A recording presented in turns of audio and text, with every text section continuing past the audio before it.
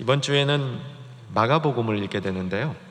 여러분, 마가복음을 읽으시다 보면 이런 생각 들 겁니다. 마태복음에서 읽은 내용이네? 그런 생각이 들 겁니다.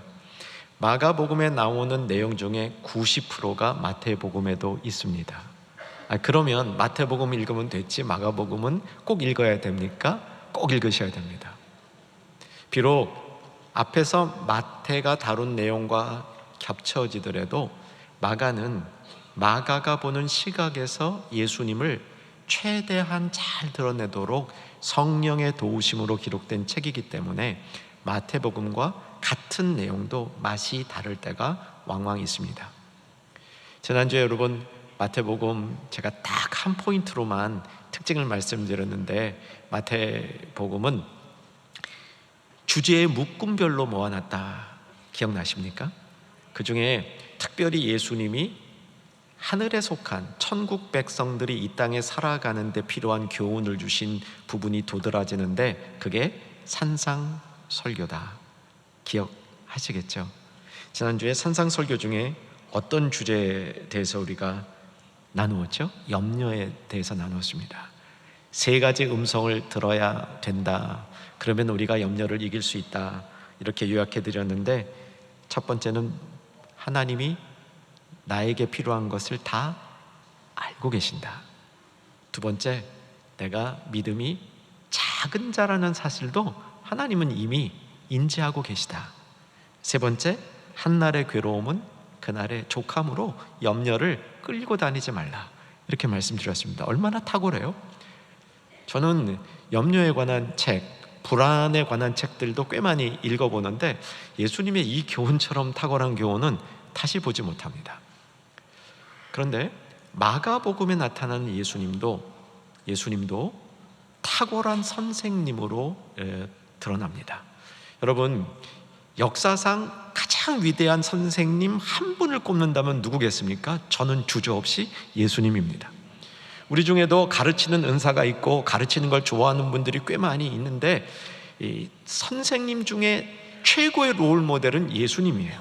마태복음에 나오는 예수님의 교훈은 산상설교를 통해서 또 묶음의 가르침을 통해서 보여줬다면, 마가복음에 나타나는 예수님이 우리에게 탁월한 선생님으로 등장하는 장면은 오늘 본문이 끼어있는 마가복음 4장, 여러분 혹시 안 피셨으면 좋겠습니다. 제 성경은 57쪽입니다. 마가복음 4장 전체를 간단히 살펴볼 겁니다. 그러면서 예수님이 얼마나 탁월한 선생님인지를 살펴볼 겁니다. 4장 처음에는 씨 뿌리는 자의 비유가 나옵니다.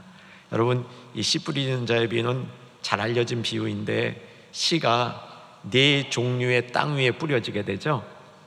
자, 첫 번째 땅이 뭡니까? 길가지요. 4절입니다. 5절에 보면 돌밭 등장하고요. 7절에 보면 가시떨기, 8절에 좋은 땅, 이렇게 4개의 땅에 씨가 뿌려지는 이야기를 나눕니다. 그런데 제자들이 이 이야기를 한 번에 알아듣지 못했습니다. 10절에 보게 되면 예수께서 홀로 계실 때에 제자들에게 이 교훈의 뜻을 다시 풀어 가르쳐 주십니다.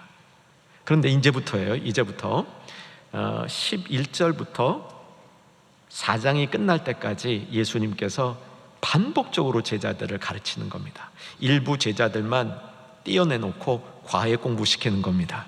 그래서 저는 마가복음 4장이 예수님의 과외 공부다, 특별 강의다, 이렇게 부제를 붙이기도 합니다.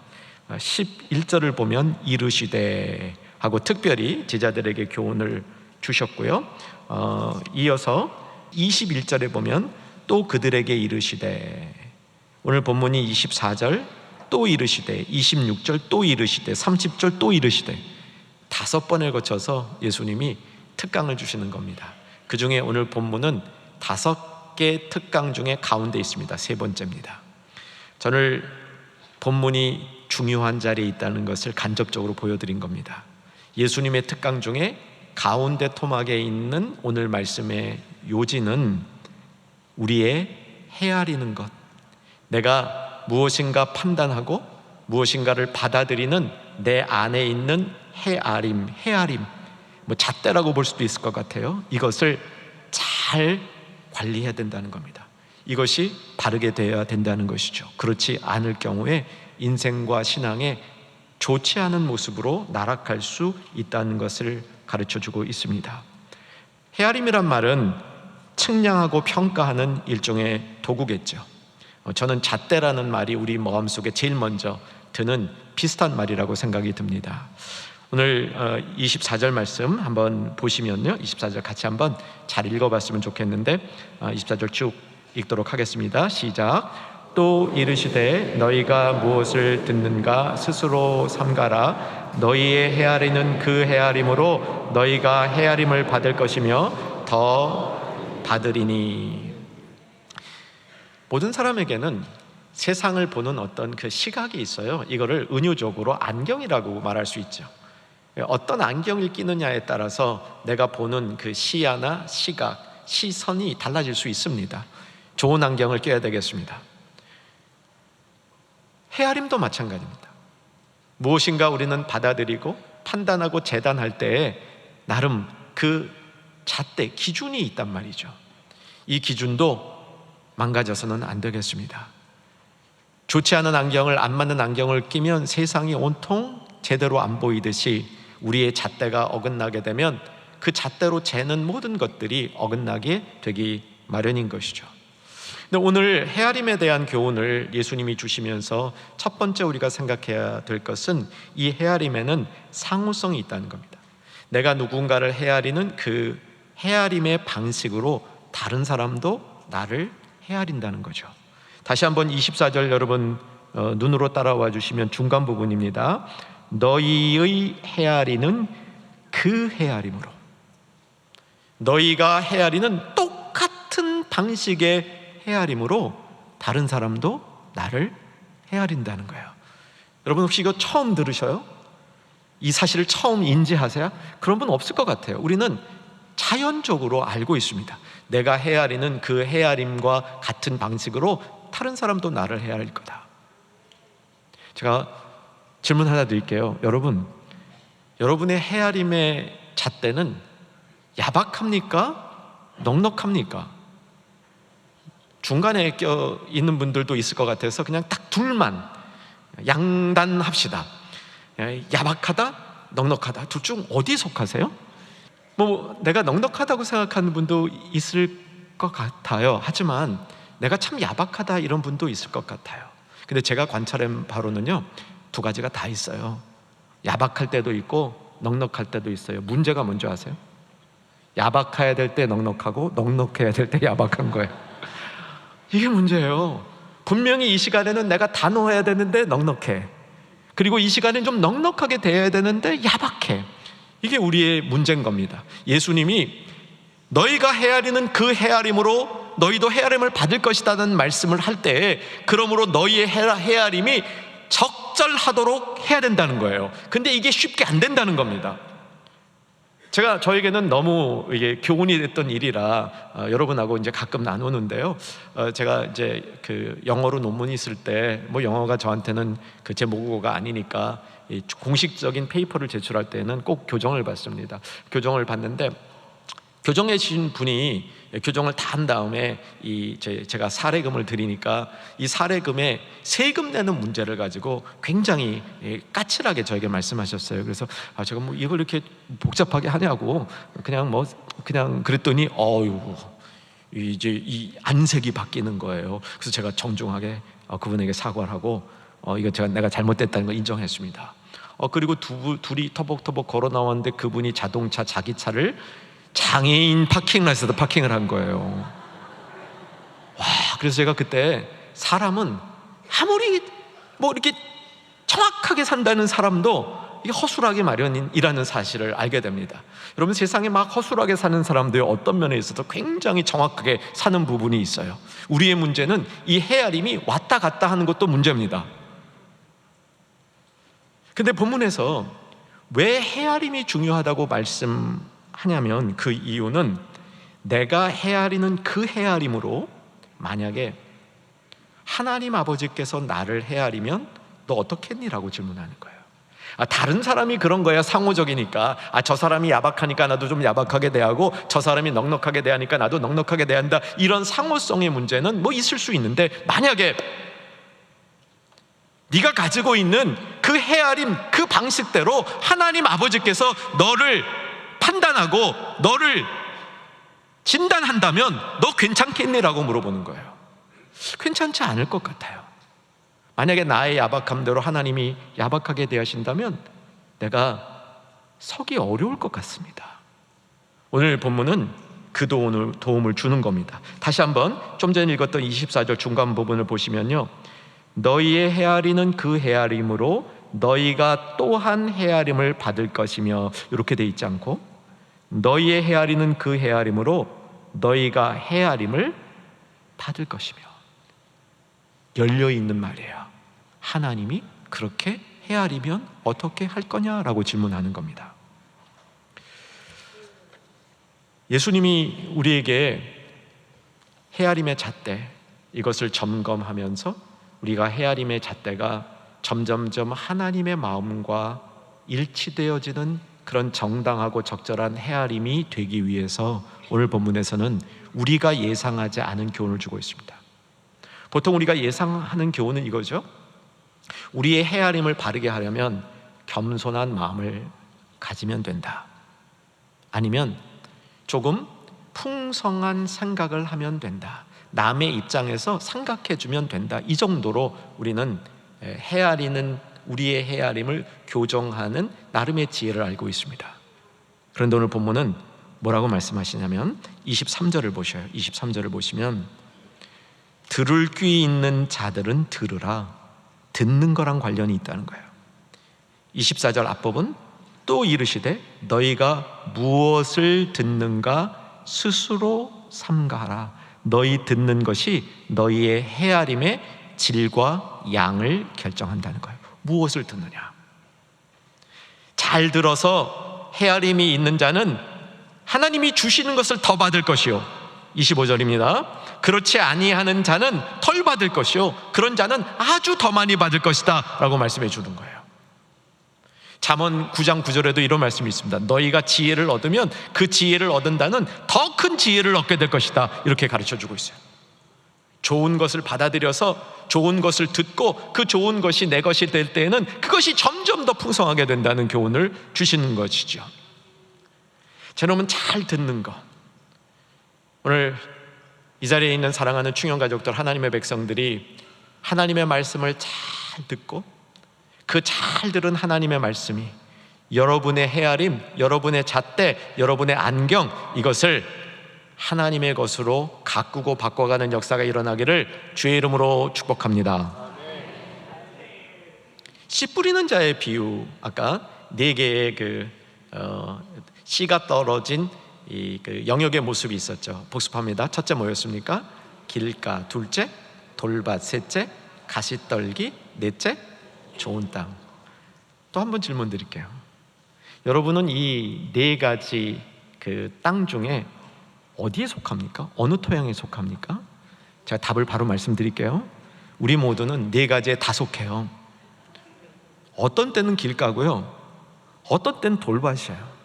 내가 말씀을 들었을 때 그때는 그래 그랬는데 싹 까먹었어. 그럼 이거 돌밭이에요. 어떤 때는 이 말씀이 내 안에 남아있어, 까먹지 않았어. 근데 열매가 안 맺어져. 이거 가시떨기입니다. 어떤 때는요, 아예 무슨 말씀을 들었는지 하나도 기억이 안 나. 길가예요, 길가. 물론 이거는 육체적인 연령 때문에 생기는 기억력하고는 그다지 관계가 없습니다. 근데 여러분 참 좋은 게 뭐냐면 씨가 굉장히 좋아요. 그래서 어느 순간에 그 씨가 좋은 땅에 탁 떨어지면 그 씨가 30배, 60배, 100배의 열매를 맺는 겁니다. 여러분, 그래서 주님, 제가 말씀을 들을 수 있는 귀를 허락하시고 말씀을 담을 수 있는 마음을 허락해 주셔서 내 마음이 대체로 옥토가 될 수 있도록, 좋은 땅이 될 수 있도록 해주시기를 소망합니다. 이게 우리의 기도가 되어야 되는 겁니다. 여러분, 말씀이 우리 안에 들어왔을 때요, 그 말씀은 이해가 되게 만들어요, 우리를. 말씀이 이해가 안 되는 것은 그 말씀이 내 안에 좋은 땅에 뿌려지지 않을 말씀일 가능성이 많아요. 평소에 말씀에 이해가 잘 안 되던 분도요, 어떤 때 이 말씀이 확 이해가 될 때가 있습니다. 그때 좋은 땅인 거예요. 말씀이 이해가 되면 순종해야 됩니다. 아멘.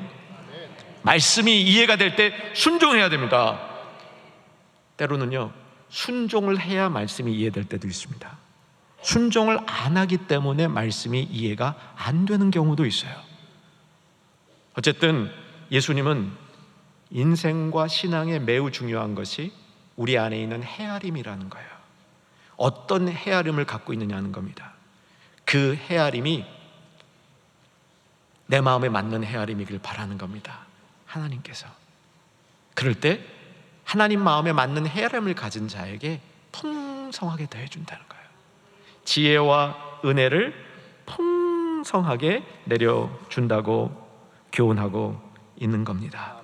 근데 어떤 때 보면요, 땅도 형편없고 전달자도 별로였는데 여전히 옥토 위에는 말씀이 잘 떨어지는 경우도 있어요.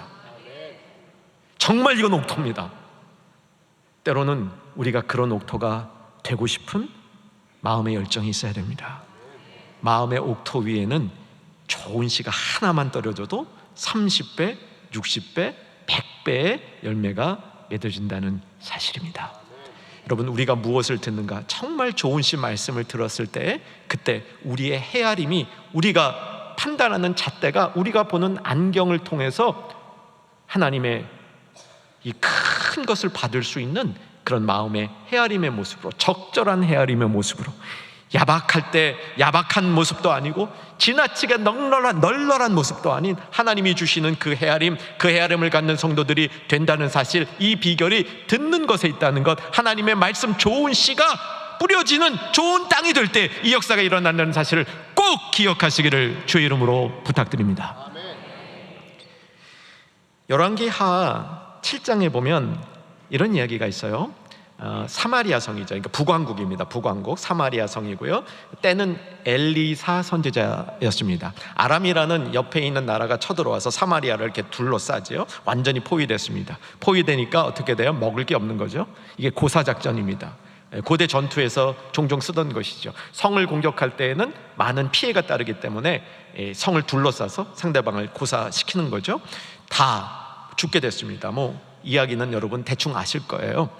이렇게 어려운 상황이 됐을 때 가장 극단적으로 가는 성경의 표현이 자기네 애들 잡아먹는 거잖아요. 아이들. 이건 말이 안 되는 상황이죠.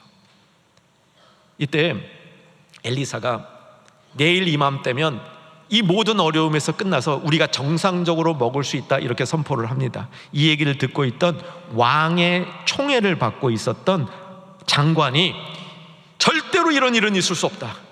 하나님이 하늘에 구멍을 내신들 이런 일이 없다, 있을 수가 없다. 자기의 잣대대로 판단을 했습니다.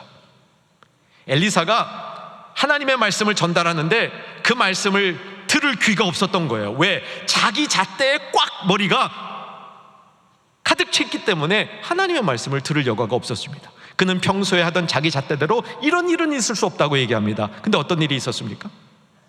성 안에 들어오지도 못하고 성 밖에 왔다 갔다 하던 4명의 문둥병자가 어차피 굶어 죽을 건데 적군에 투항하자라고 투항하러 가는데 하나님이 문둥병자 4명의 발소리를 천군 만마의 소리로 바꾸어서 그 아람 군대가 밤에 주랭랑 쳤잖아요. 아시죠? 그래서 이 문둥병자들이 다시 성에 들어가서, 야, 아람 군대가 다 도망갔다, 저 진영에 가니까 먹을 게 많다. 사람들이 오 그래? 하고 떼거리로 몰려나가는데 이 장관이 자기 잣대에 꽉 사로잡혀가지고 안 돼! 그러고 막다가 어떻게 됐어요? 밟혀 죽었어요. 자기 잣대에 매몰되어 있는 사람은 하나님이 말씀하신 소리를 못 들어요. 하나님이 하시는 일을 보지 못합니다. 분명히 어떤 순간에 그의 잣대는 바른 것일 수 있었어요. 그런데 하나님의 말씀 앞에 귀 기울이지 않는 그 잣대는 자기를 파멸로 몰아가는 잣대가 될 수 있다는 사실을 우리는 배워야 합니다. 이제 말씀을 맺겠습니다. 누가복음 6장 38절을 봤으면 좋겠는데 자막 올려주시고요. 제가 읽겠습니다. 주라 그리하면 너희에게 줄 것이니 곧 후히 되어 누르고 흔들어 넘치도록 하여 너희에게 안겨주리라. 그 다음 같이 읽겠습니다. 너희가 헤아리는 그 헤아림으로 너희도 헤아림을 도로 받을 것이니라. 자, 예수님의 말씀을 누가는 이렇게 적용을 하고 있습니다. 여러분, 그 헤아림이란 말은요, 우리 잣대라는 말이 제일 좋아요. 그런데 여러분, 잣대를 생각하실 때 막대 잣대만 보지 마십시오. 줄자만 생각하지 마세요. 여러분, 여성분들 중에 음식을 만들 때 용기 중에 용량을 재는 그런 그 용기들 있죠? 그렇게 보시면 돼요. 그것도 여기서 말하는 헤아림이에요. 누가복음에서 예수님이 가르쳐 주실 때 이 헤아림을 우리가 조심하라 그랬을 때에는 무슨 뜻이냐면, 이 헤아리는 용량을 우리가 크게 만들 때, 하나님 앞에서 내가 하나님의 마음으로, 예수님의 마음으로 내 안에 있는 야박한 잣대를 풍성한 잣대로 바꾸었을 때 하나님이 흔들어 넘치도록 거기를 채워주시겠다는 얘기예요. 그래서 우리가 헤아리는 그 헤아림이 매우 중요한 겁니다. 여러분, 저와 여러분의 가진 그 헤아림의 용량이 커져서 주님이 주어주시는 지혜와 은혜가 풍성하게 담기는 그런 헤아림을 가진 하나님의 사람들로 세워지기를 주의 이름으로 축원합니다.